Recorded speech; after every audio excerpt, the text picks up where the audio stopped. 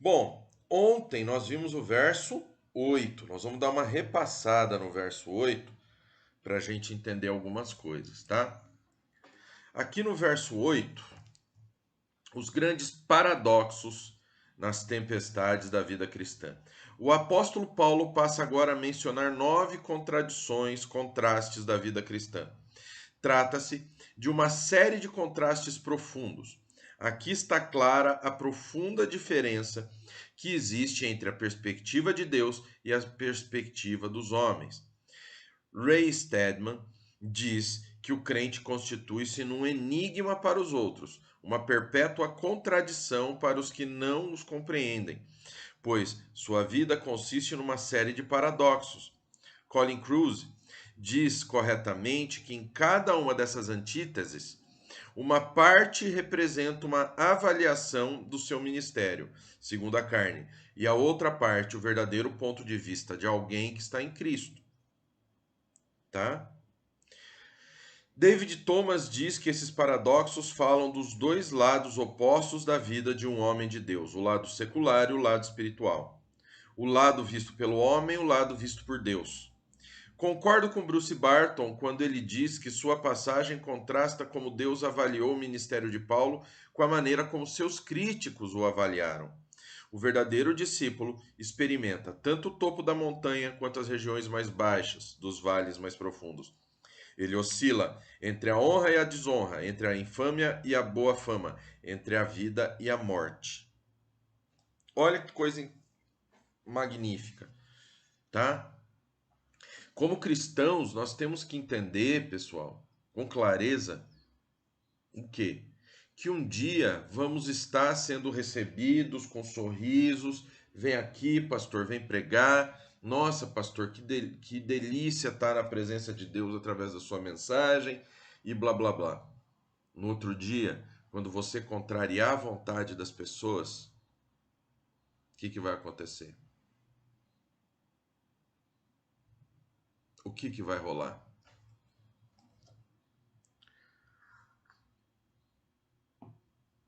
Quando você contrariar a carne das pessoas, você vai ser atacado, você vai ser machucado, você vai ser. Tô mentindo?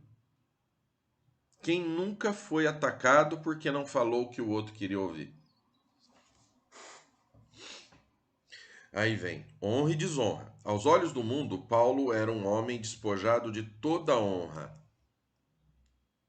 Era considerado o lixo do mundo e a escória de todos. 1 Coríntios 4:13. Mas aos olhos de Deus era muito honrado. Olha que coisa interessante. Aos olhos do mundo, Paulo era o quê? Era um fariseu, um homem com posses, tá? Ele era um homem que perseguia os cristãos e do nada ele resolveu parar com isso. Do nada ele se converteu ao cristianismo. Então imagina o ódio dos judeus de um homem que fazia o quê? Que atacava cristãos, que machucava cristãos, que perseguia, que matava, que fazia, pintava e bordava, para um homem que passou a pregar o evangelho daquele que ele perseguia. Então, segundo o mundo, ele era aquele que apostatou da fé. Segundo o mundo, ele não era digno de nenhuma honra, de nenhuma verdade. Ele era um pária. Nós somos muito vistos assim. Enquanto nós pregamos o que as pessoas querem ouvir, enquanto nós estamos fazendo a vontade das pessoas, nos conformando a estatutos humanos e não a estatutos espirituais como a Bíblia, nós somos muito benquistos. Então, quando Paulo estava perseguindo, quando Paulo estava atacando, ele era honrado. Ele era um homem de honra, era proeminente, as pessoas ouviam o seu ensino, as pessoas o queriam Cristo. Quando Cristo estava fazendo milagre, olha só, a sede de meus imitadores começou de Cristo. Quando Cristo estava andando, fazendo milagre, curando, todo mundo, oba, vamos nessa. quando Cristo estava preso, quando ele estava prestes a realizar a maior vitória possível e imaginável, que era morrer na cruz para derrotar Satanás, o que o pessoal gritou? Crucifica-o, solta Barrabás. Percebem essa diferença? Percebem essa questão? A palavra grega átmia, usada para desonra, significa perda dos direitos de cidadão, a privação dos direitos civis. Então, por honra e por desonra. Olha que coisa magnífica. A desonra não era o seguinte, de achar que o cara é um Zé Ruela.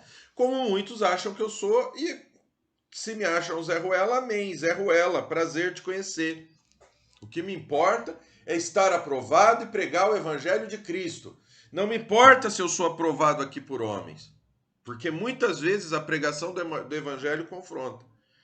Mas a diferença é que que o termo atimia desonra, ignomínia e desgraça era usado para aqueles que perdiam seus direitos de cidadãos. Os cidadãos, durante o vírus chinês, perderam o direito de ir à igreja, não porque foi tirado deles à força. Na época da perseguição, os cristãos iam lá e se reuniam escondidos, mas se reuniam. Dessa vez não, a igreja entregou a sua liberdade para o governo. Então a gente está falando aqui na desonra, é a privação dos direitos civis. Cristão, percebam hoje você não pode falar um A de ninguém. Agora, contra cristãos, todos podem atacar, todos podem se intrometer, todos podem perseguir. Que por mais que exista uma lei de liberdade religiosa, de proteção, de um Estado laico, não um Estado ateu, na prática, o cristianismo corre solto. Então, quando a gente fala honra e fala desonra, a gente está falando de algo completo. A gente está falando de desonra, de ser visto como um pária, como ignorante, como alguém que não merece viver, que não merece participar das decisões importantes. Olha só, um ladrão de um sindicato, porque sindicato é isso. Olha, se prepara, tá? Porque o pai dos pobres, mais uma vez, vai aprovar a volta do imposto sindical, tá? Parabéns, faz o L. Tá? Sindicato, membro de sindicato, que é um bandido, tá? São bandidos, podem se candidatar e ser político. Agora, pastor, existe uma discussão que querem proibir pastor de ser político. Ué, mas o pastor, ele deixa de ser um cidadão? Vocês percebem a incoerência? Olha a diferença sendo feita, olha a desonra. Esses caras não têm que opinar. Você olha lá a feminista, a assassina de bebês, o sindicalista, ou seja, tudo de mais podre. Ele pode claramente destilar o comunista, que é uma vergonha, que matou milhões de pessoas, ele pode ir lá na Câmara e falar abertamente das suas crenças. Agora, se eu for cristão e eu for lá na Câmara e falar que eu sou cristão, imagina, não pode. O Estado é laico. Tem que ser calado. Ainda que Paulo tivesse perdido todos os direitos como cidadão do mundo, tinha recebido a maior de todas as honras. Ele era cidadão do reino de Deus. Não importa, meus queridos, se aqui nós somos desonrados, se aqui nós somos atacados. Ah lá, vou citar o exemplo do Devair. Parece que o canal do Devair, o YouTube, enterrou o canal dele.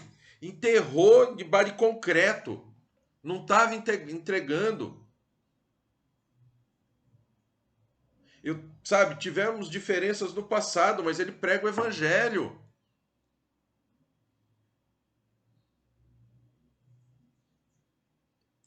Olha só. Só que Devair, como eu, não está trabalhando pelo quê? Não está trabalhando para as coisas dessa terra, para ser reconhecido nessa terra. Eu não estou aqui preocupado se você vai gostar de mim. Fico muito feliz de receber uma mensagem falando: pastor, nascido de novo mudou minha vida. Pastor, depois que o nascido de novo faz a diferença na minha vida. Eu fico muito feliz. Eu chego a me emocionar. Tem mensagem que para eu não chorar na hora de agradecer a mensagem para vocês fica difícil. Porque às vezes naquele dia que a gente está tomando as maiores pancadas, que a gente está debaixo da maior perseguição, vem uma mensagem mostrando: você está fazendo o trabalho do Senhor corretamente. E dói, cara. Dói, filho. Dói, meu filho, as pancadas. E as pancadas só aumentam. Agora eu vou. Por quê? Porque aí fora a gente não é honrado. Não é aquela coisa artificial que faz a diferença. Mas a gente vê a nossa carta de apresentação que eu falei ontem para vocês. Qual é a nossa carta de apresentação? Você aí. Você que aqui está assistindo o nosso Café com Borolota, que orou junto comigo, que essa oração abençoou a tua vida, que o ensino que você está tendo aqui abençoou a tua vida, que você está passando a praticar o que você aprendeu aqui. Filho, e essa é a minha carta de apresentação. É pregar para você evangelho, é pregar para você a palavra de Deus. Porque isso mostra que eu sou cidadão do reino de Deus.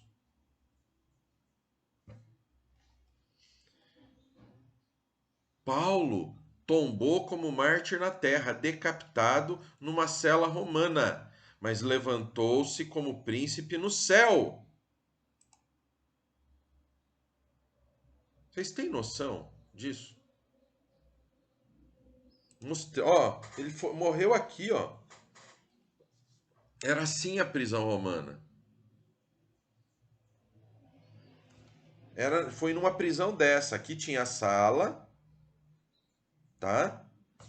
Então nós temos, ó, os romanos não consideravam aprisionamento em si como uma forma de punição. Como assim, pastor?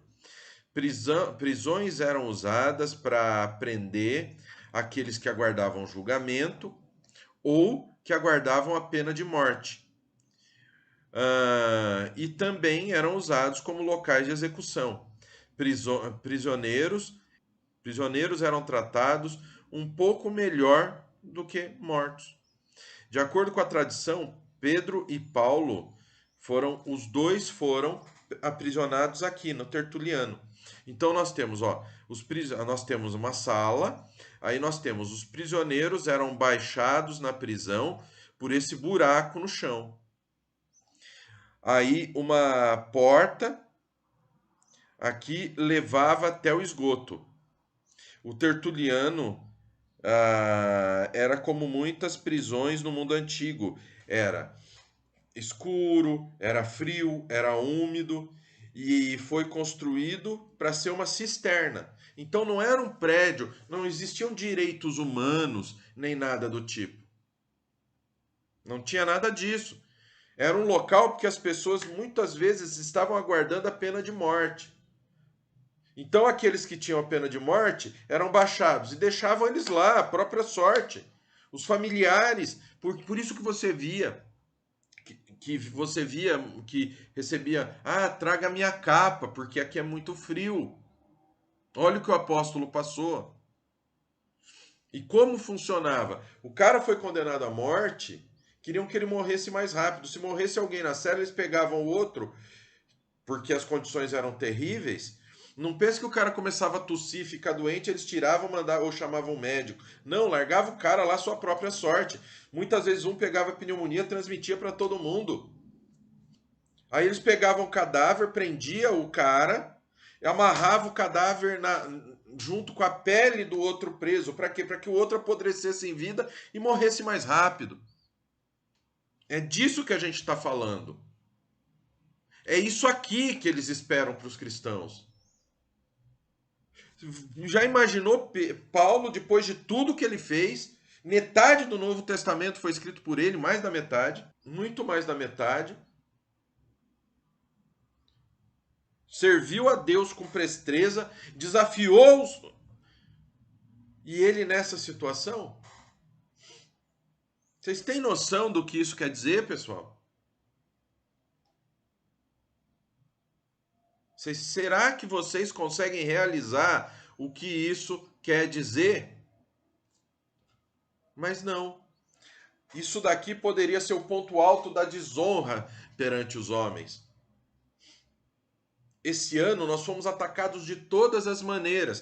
Pessoas que nós achávamos que estavam perto, que estavam do nosso lado, nos atacaram de uma forma vil.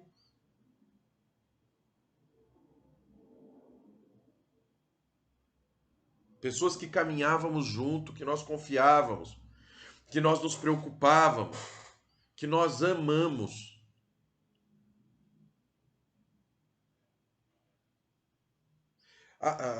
A justiça veio em cima de nós, sendo que nós éramos inocentes. Graças a Deus isso foi provado, graças a Deus. Quando nós mudamos para cá, o prédio aqui não comportava, tivemos que arrumar o prédio para receber o nascido. Enquanto isso, eu não podia produzir. Olha o tamanho do problema. As pessoas que deveriam nos dar suporte acharam por bem nos encostar na parede, nos atacar.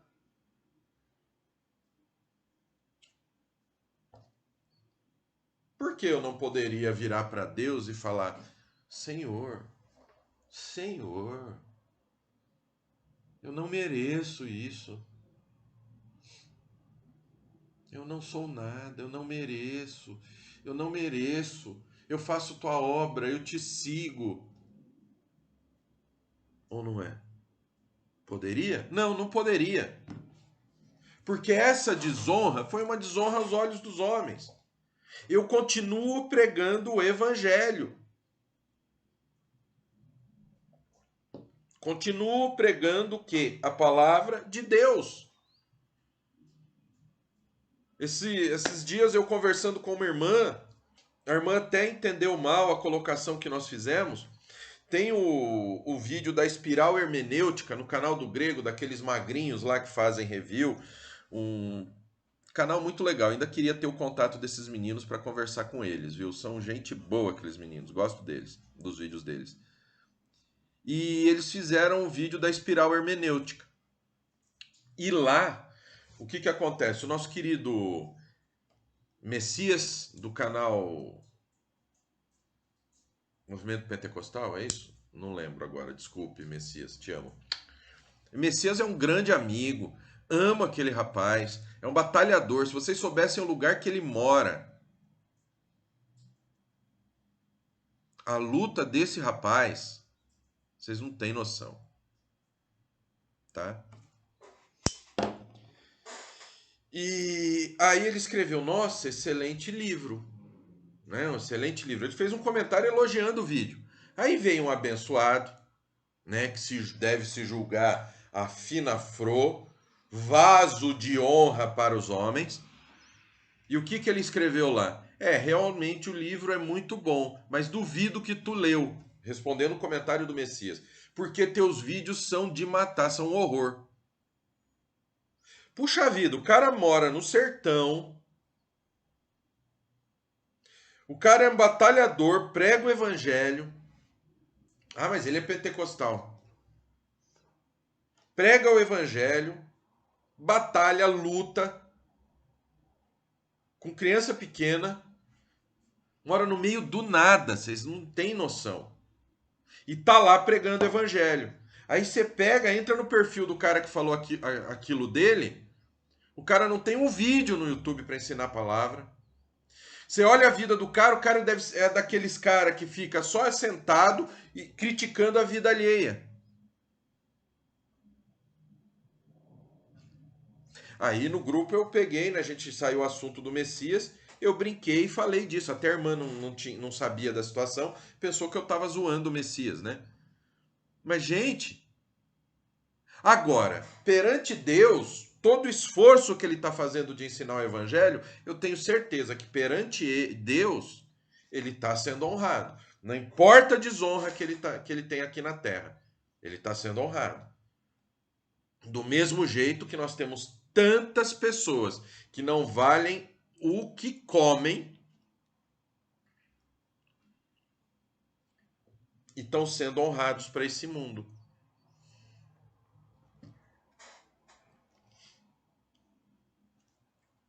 Então, cuidado. Cuidado, pessoal. Cuidado, meus queridos. Cuidado. Então, Paulo tombou como mártir na terra, decapitado numa tosca cela romana, mas levantou-se como príncipe no céu.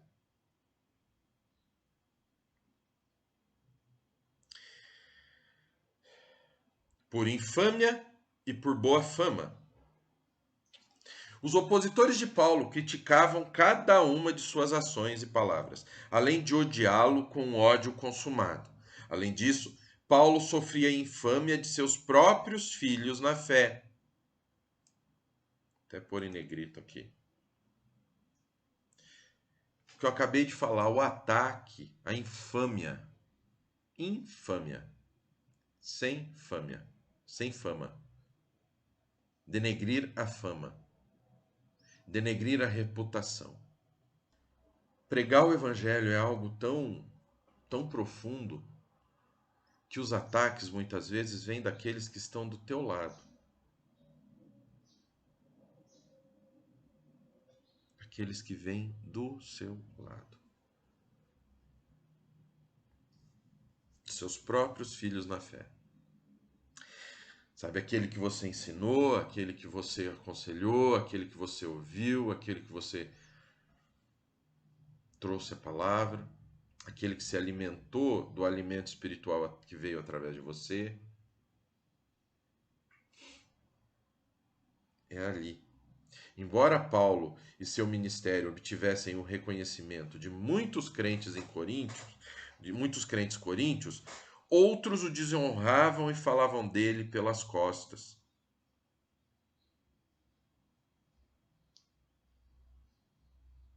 Aquele. Quantos, meus queridos? Quantos? Contudo, a despeito de ser difamado na terra, recebeu boa fama no céu. Essa é a minha preocupação. O que o Senhor acha de mim? Enganadores sendo verdadeiro. Isso aqui, cara. Isso aqui pode soar como a maior injustiça do mundo. Você tomar nome de enganador quando na realidade você está sendo verdadeiro. Quando você não está enganando ninguém.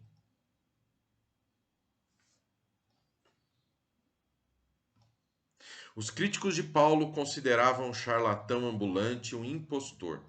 Para eles, Paulo não era um autêntico apóstolo. Todavia, sua vida, sua conduta e seu ministério irrepreensível refutaram peremptoriamente, pere- peremptoriamente as acusações levianas de seus inimigos. Paulo andou com consciência limpa diante de Deus e diante dos homens. Ele estava convicto de que sua mensagem era a verdade do próprio Deus. É isso aqui que vale. Não adianta. Não é nada. Entendam? Não é nada mais importante. Não existe nada mais importante do que pregar a palavra. O que eu estou fazendo? Estou pregando a palavra? Estou. O que eu estou pregando é a verdade da Escritura? É. Me basta. É exatamente isso que me basta. Ponto. Ponto. Isso é o importante. Isso é o mais importante.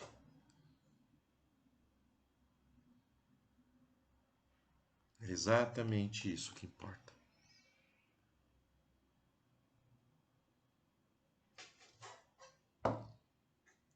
A tua mensagem é a verdade de Deus? Então é isso que importa. Não importam as calúnias, não importa a infâmia, não importa o ataque.